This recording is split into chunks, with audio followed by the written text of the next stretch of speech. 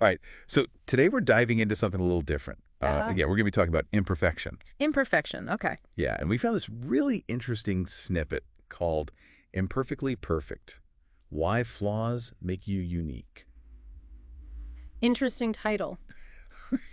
It is, right. It kind of makes you think, like, what if instead of always trying to hide our flaws, we kind of like leaned into them? Yeah. Like, what if those are the things that actually make us stand out?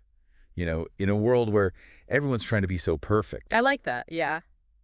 So that's what we're going to be exploring today. Sounds fun. Yeah. So this whole idea of imperfectly perfect, what do you make of that? Well, I mean, it's a good point because we are constantly bombarded with this idea that we have to be perfect. Right. Like it's everywhere. It is on social media, in Yeah. advertising, even just like in our everyday life. Yeah. And it sets up this impossible standard. Total. And it's like, who even wants to be perfect? Exactly. Like, wouldn't life be kind of boring if we were all just like these flawless robots? Oh, I think it's those little imperfections, those quirks that actually make us interesting. right. Like the things that make us relatable. Yeah, like when you meet someone and they're like a little bit awkward or they tell a story about a time they totally messed up. It makes you feel like, oh, okay, they're human.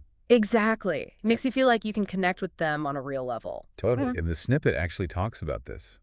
It talks about using humor to embrace these imperfections, Oh, yeah. like sharing funny stories Yeah. about those times when we totally missed the mark. Yeah, because it's like when you can laugh at yourself. It shows that you don't take yourself too seriously. Exactly. It shows you're comfortable with who you are, flaws and all. And that can be really attractive. It is. It's like a sign of confidence and authenticity. So let's say you're in a situation and you totally flub something up, Okay. like you trip going up the stairs, or you say the wrong thing at a worst possible moment. Oh, I have so many stories like Well, that. come on, you got to share one. Okay. So one time I showed up for a meeting a whole week early.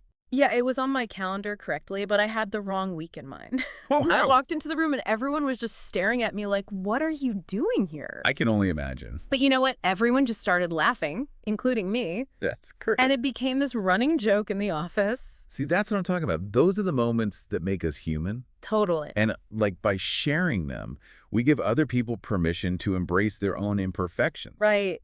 It creates this space for vulnerability and connection. And the snippet even suggests that it can make us more memorable. It's true. Think about it. Yeah, Perfect can be forgettable, right. but it's the quirks, the unexpected moments that really stick with you. Totally. And this goes beyond personal interactions too. Yeah, how so? Oh, like in creative fields, for example. Some of the most groundbreaking ideas came from embracing what were initially perceived as flaws or mistakes. Oh, that's a really good point. Makes you wonder if we're doing ourselves a disservice by trying to smooth out all our rough edges. Yeah, that's an interesting thought. But I do have to ask, is there ever a time and a place where maybe it's not the best idea to lean into our imperfections? Yeah, I mean, there's definitely a balance. Like, what about in professional settings? Right, well, it's about being self-aware and understanding your audience. There's a difference between being authentically you and deliberately highlighting a flaw that could be detrimental to your work. Okay, so it's more nuanced than just like letting it all hang out. Yeah, exactly. It's about choosing which imperfections to lean into. The ones that make you you. Right, and I think that's what this imperfectly perfect piece is really getting at. It's about embracing those flaws that ultimately make you unique and memorable. Exactly. By being imperfect, we actually become more ourselves. So to wrap things up, I want to leave you with this thought. What's one flaw of yours that you secretly wouldn't change? Ooh, good question. Yeah, like maybe it's your tendency to overthink or your terrible sense of direction. Mhm. Maybe it's something you usually try to hide. What if instead you embraced it as part of what makes you uniquely you? That's something to think about. It is. And on that note, we'll wrap up this deep dive. Until next time.